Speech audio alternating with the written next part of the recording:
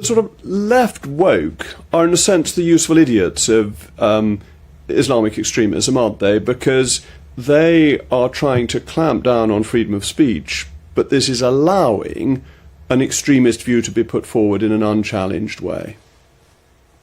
Yeah, that's the ultimate irony. They are useful fools, I say, to use a kinder word, but they are...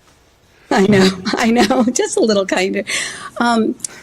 What they You're do nicer than is I am. I know. I'm a mom, and always listening for that kid that might be watching. Why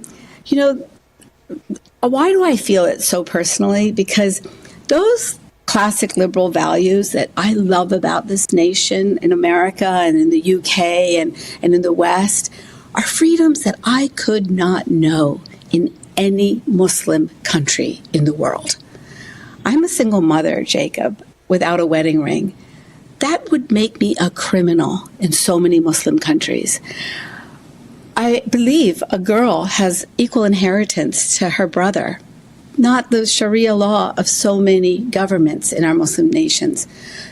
Indentured servitude, slavery, these old antiquated institutions are still part of our Muslim communities. And these illiberal ideas are what the far left is accepting.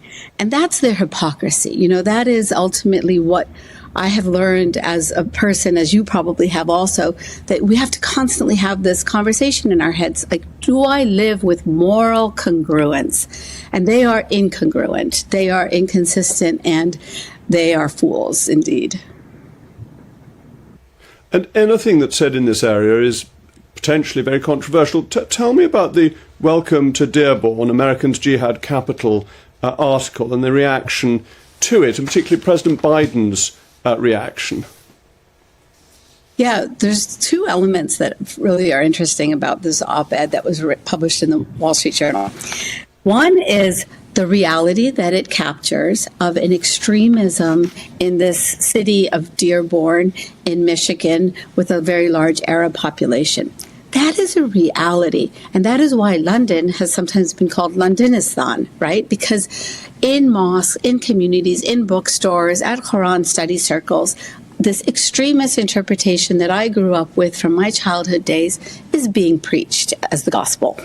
So that's one aspect of the piece. It's just straightforward. The second was the reaction to it, right? And one of them was President Biden, denouncing this op-ed and his administration denouncing it in order to curry favor with the voters in Michigan that he has very swiftly alienated because of his support of the state of Israel.